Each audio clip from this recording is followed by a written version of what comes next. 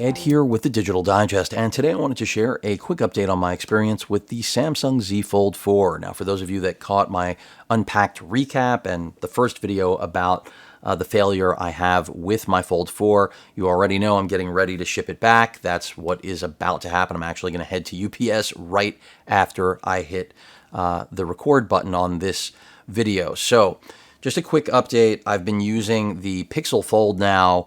I think it's a little over a week, and it's a really nice phone. Really, I think a great first entry from Google into the folding arena.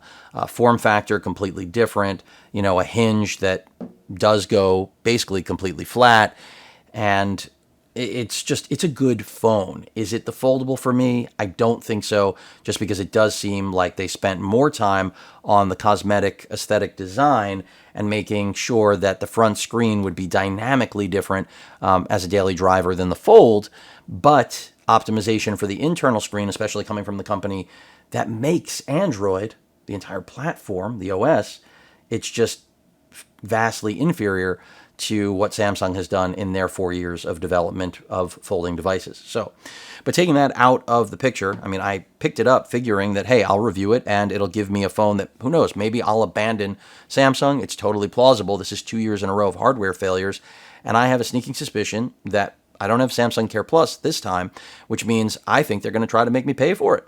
So I'm not looking forward to that. Those of you that watched the previous video already know that. And yes, the internal screen does not work at all. So I'm actually going to reset the device completely right now because, as I stated, I'm clearing off, I connected to Wi-Fi here, which I did not need to do, but I am going to just reset it because, that's where we're at, unfortunately, as the screen flickers, which that's not really an issue.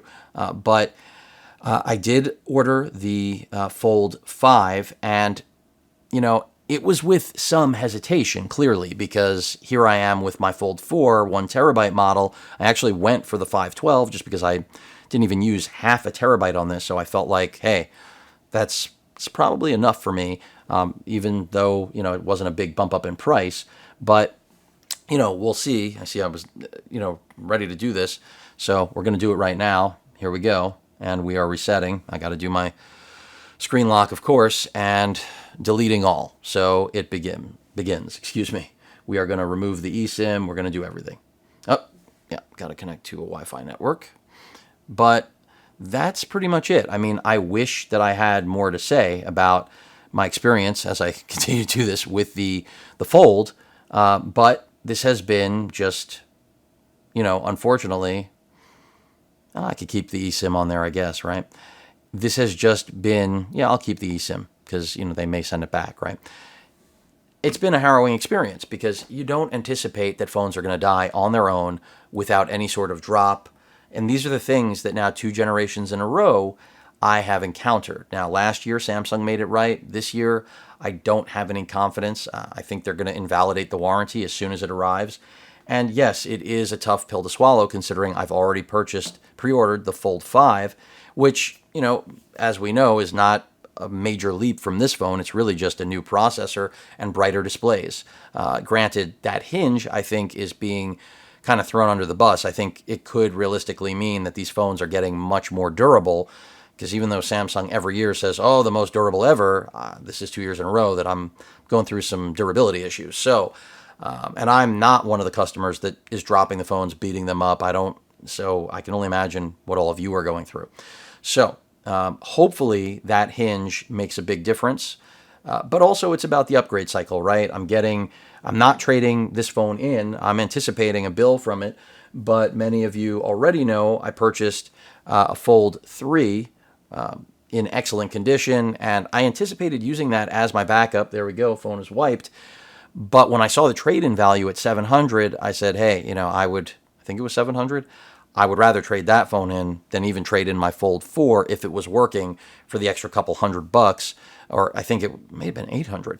So the whole point is that even though they would have given me $1,000 for this, that's too close for comfort, and also I paid a lot less for the Fold 3, and also the Fold 3 is older. Why keep that in the paddock? I would rather have a repaired Fold 4 as my backup phone, since I now know I can't live without my folds, which sounds weird, but it is true. So I didn't say folds, plural. That I don't have. So that pretty much rounds things out. Again, depressing, a sad goodbye, but got to send it and let them hopefully not come back with a bill and just get it repaired. And, for anyone that was wondering, now that it's reset, I'll do it. The internal screen just does not function. So if you were wondering what's going on with it, that is what is going on with it. First, it was the SIM card slot, only recognizing the SIM in a closed position. It is still turning on. That's good on the front screen. Then when I switched to an eSIM, the internal screen just completely cut out after about a day or two. And now sometimes the front screen will not even come on. It's working right now, which is good. I'm going to go ahead and power it down, because that's, well, the next step to sending it in. But that pretty much rounds things out. Again, I'm sad to have to send this in, but hopefully they repair it in warranty, which they should. I'm likely not going to make this my daily driver, but you never know. Even though I've ordered the Fold 5, I may warm up to this. I am giving it the full 30 days to make sure that, I'm not in love with it and that I still miss my Fold experience. But pretty much rounds things out. Any questions or comments, please feel free to post them. Hit that like button. And as usual, please feel free to subscribe, and please stay safe. Later.